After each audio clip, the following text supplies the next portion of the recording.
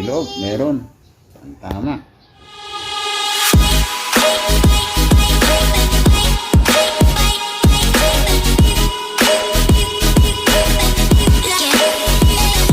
Hi mga kalapatid! Welcome sa aking channel!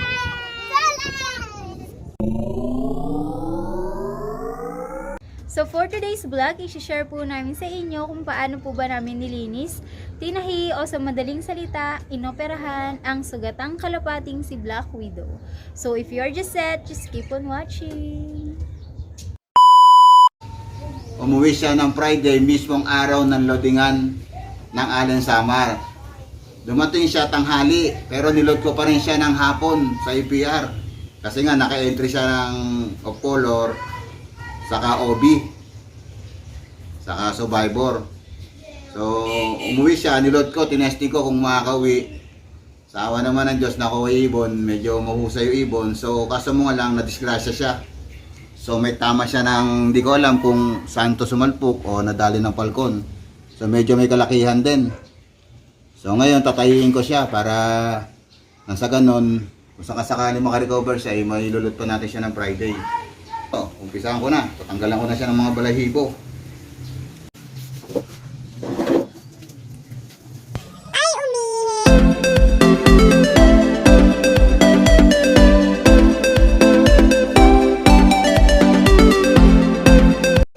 Laki. My God.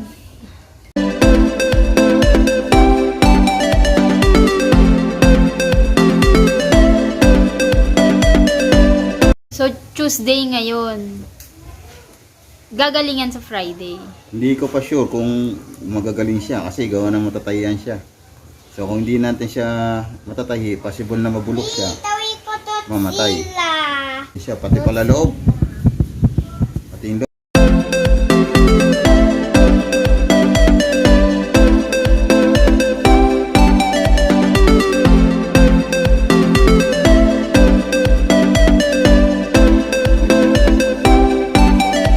Malaki tama. Kala ko maliit lang. Napakalaki, haba. Oh. Hindi mo naman kung palkon to o salpok. Malaki, pati loob, may tama. Oh, haba. Oh. Pati loob, oh. Lininisin muna natin siya. Buti hindi siya naubusan ng dugo. Hindi naman siya siguro naubusan ng dugo.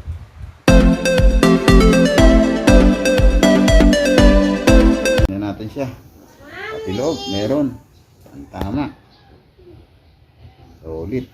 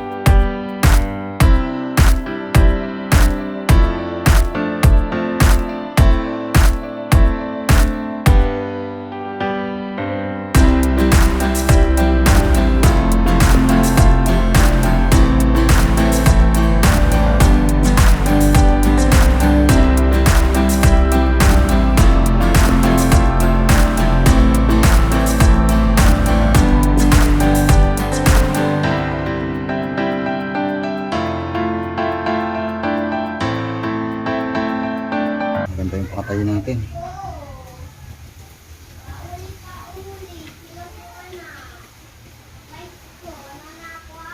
Natin siya ng betadine. So, lalagyan na natin ng betadine. So, napakalaking bagay na yun sa kanya.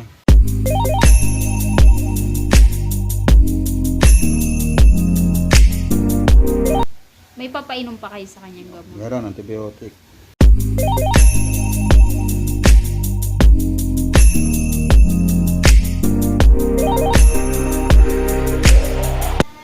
Kaya malaking bagay po talaga na lagi may first aid kit sa bahay.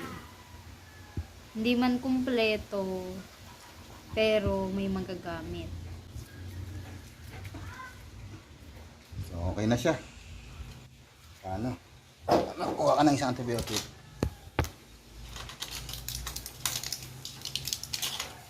So, babasahin natin para hindi kumapit sa lalamunan.